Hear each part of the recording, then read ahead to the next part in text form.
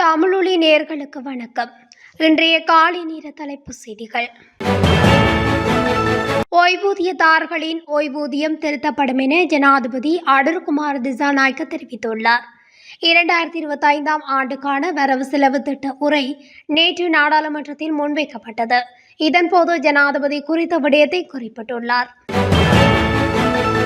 அரசு ஊழியர்களின் அடிப்படை சம்பளம் அதிகரிக்கப்படும் என்று ஜனாதிபதி அனுரகுமார திசாநாயக்க அறிவித்துள்ளார். இதன்படி அரசு ஊழியர்களின் குறைந்தபட்ச சம்பளம் 15,750 ரூபாவால் அதிகரிக்கப்பட்டுள்ளது. இந்த நிலையில் அரசு ஊழியர்களின் அடிப்படை சம்பளம் 24,250 ரூபாவில் இருந்து 40,000 ரூபாவாக அதிகரிக்கப்பட்டுள்ளது. தற்போதைய தற்காலிக இடைக்கால கொடுப்பனவு மற்றும் சிறப்பு கொடுப்பனவு அடிப்படை சம்பளத்துடன் ஒருங்கிணைக்கப்படும். இதனால் குறைந்தபட்ச சம்பளத்தில் நிகர அதிகரிப்பு 8,250 ரூபாயாகும் என ஜனாதிபதி சுட்டிக்காட்டினார். இந்த சம்பள உயர்விற்கான மொத்த மதிப்பிடப்பட்ட செலவு 325 பில்லியனாக இருக்கும் என்று எதிர்பார்க்கப்படுகிறது. தற்போதைய நிதி கட்டுப்பாடுகளை கருத்தில் கொண்டு இந்த சம்பள உயர்வு கட்டம் கட்டமாக செயல்படுத்தப்படும். சந்தையிலிருந்து தரமற்ற பொலித்தீன் மற்றும் பிளாஸ்டிக்கை அகற்றுவதில் சுற்றாடல் அமைச்சு கவனம் செலுத்தியுள்ளது. அதன்படி தரமற்ற பொலித்தீன் மற்றும் பிளாஸ்டிக்கிற்கு விதிக்கப்பட்டுள்ள விதிமுறைகள் மற்றும் அவற்றின் நடைமுறை குறித்து முதலில் ஆய்வு செய்யப்படும் என்று சுற்றாடல் அமைச்சர் தம்மிக்க படபெந்தி தெரிவித்துள்ளார். தரமற்ற பொலித்தீன் மற்றும் பிளாஸ்டிக்கை அகற்றுவதற்கான விதிகளை மாற்றியமைக்க முடியாது என்பதை உறுதி செய்வதற்கான ஒரு திட்டம் உருவாக்கப்படும் என்று சுற்றாடல் அமைச்சர் மேலும் தெரிவித்துள்ளார்.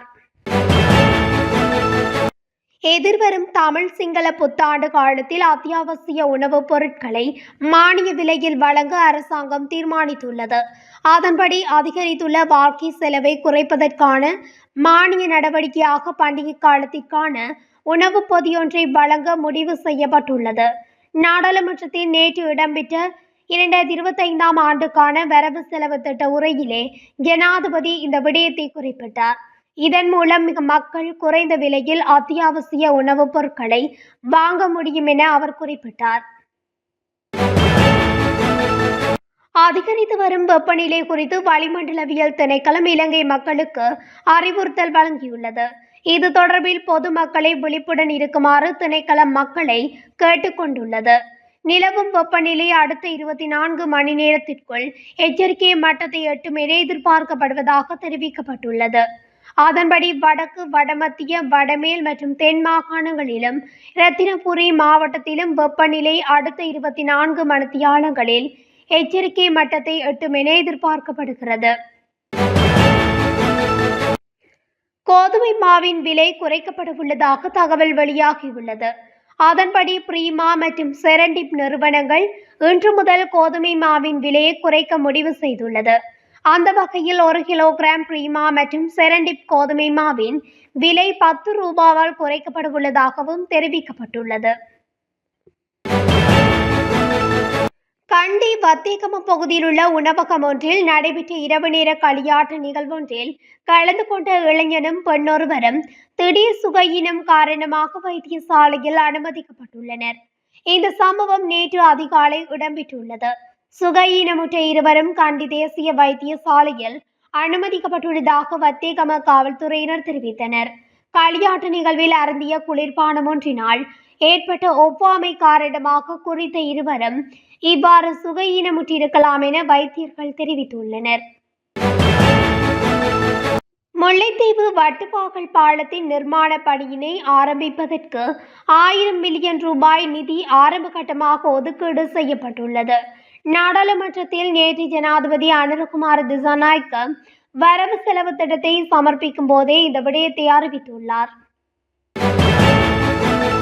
இலங்கைக்கு இறக்குமதி செய்யப்படும் வாகனங்களை கொள்வனவு செய்யும் நோக்கில் முன்னதாகவே பணம் செலுத்த வேண்டாம் எனவும் இலங்கை வந்த பின் வாகனங்களை கொள்வனவு செய்யுமாறு இலங்கை வாகன இறக்குமதியாளர்கள் வாடிக்கையாளர்களிடம் கோரிக்கை விடுத்துள்ளனர்.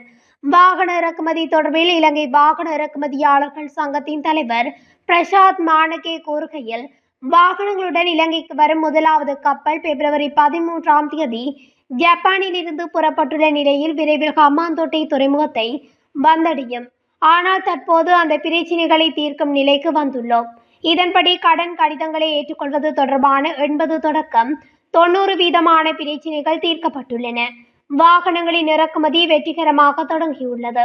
இதனால் எந்த பிரச்சனையும் இல்லை.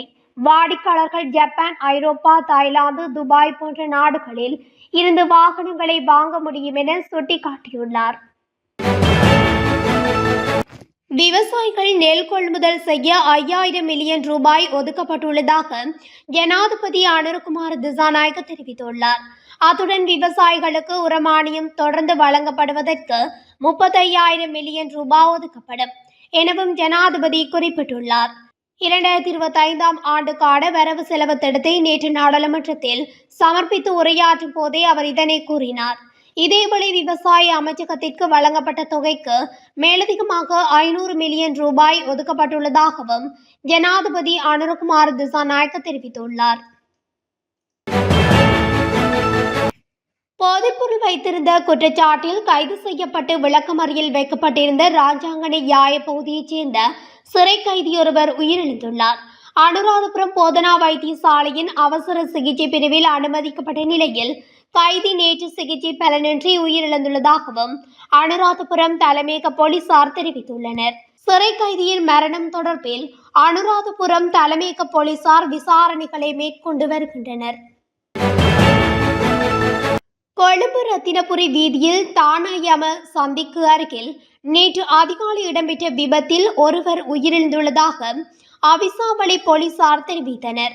பயணிகளை ஏற்றுவதற்காக பஸ் தரிப்பிடத்தில் நிறுத்தப்பட்டிருந்த தனியார் பஸ் ஒன்று மீண்டும் கொழும்பு நோக்கி பயணித்தது. இதன்போது பஸ்ஸின் மிதி பலகையில் நின்று கொண்டிருந்த நபர் ஒருவர் கீழே விழுந்து படுகாயமடைந்துள்ளார்.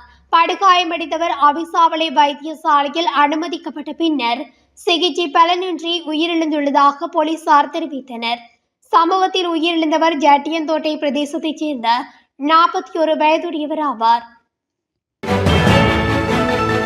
2024 நவம்பரில் அம்பலாங்கொடை பகுதியில் நடந்த துப்பாக்கிச்சூடு சம்பவம் தொடர்பாக தேடப்படும் சந்தேக நபரை கைது செய்ய காவல்துறை பொதுமக்களின் உதவியை நாடியுள்ளது. 2024 நவம்பர் 10ஆம் தேதி காலை கொழும்பு பிரதான சாலையில் உராவத்தி பகுதியில் மோட்டார் சைக்கிள் பயணித்த ஒரு ஆணும் பெண்ணும் மோட்டார் சைக்கிளில் வந்த இருவரால் சுட்டுக் கொல்லப்பட்டதாகவும் காவல்துறை தெரிவித்துள்ளது. அம்பலாங்கொடை காவல்துறையினர் மேற்கொண்ட விசாரணையில் படப்போலை காவல் பிரிவில் வாசிக்கும் ஒரு சந்தேக நபர் அடையாளம் காணப்பட்டார். ஆனால் அந்த சந்தேக நபர் அந்த பகுதியை விட்டு தப்பி சென்றதாகவும் கூறப்படுகிறது. 2024ஆம் ஆண்டுக்கான உயர்தர பரீட்சையின் பொறியியல் தொழில்நுட்ப பாடத்தின் நடைமுறை பரீட்சைகளுக்கான திகதிகளை பரீட்சைகள் திணைக்களம் வெளியிட்டுள்ளது.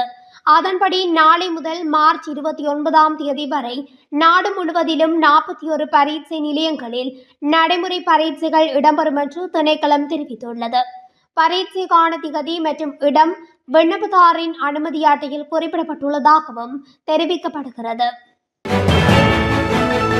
இத்துடன் தமிழொலியின் இன்றைய காலை நேர தலைப்பு செய்திகள் நிறைவடைகின்றன. தொடர்ச்சியாக செய்திகளை அறிந்து கொள்ள தமிழொலி ஊடகத்துடன் இணைந்திருங்கள்.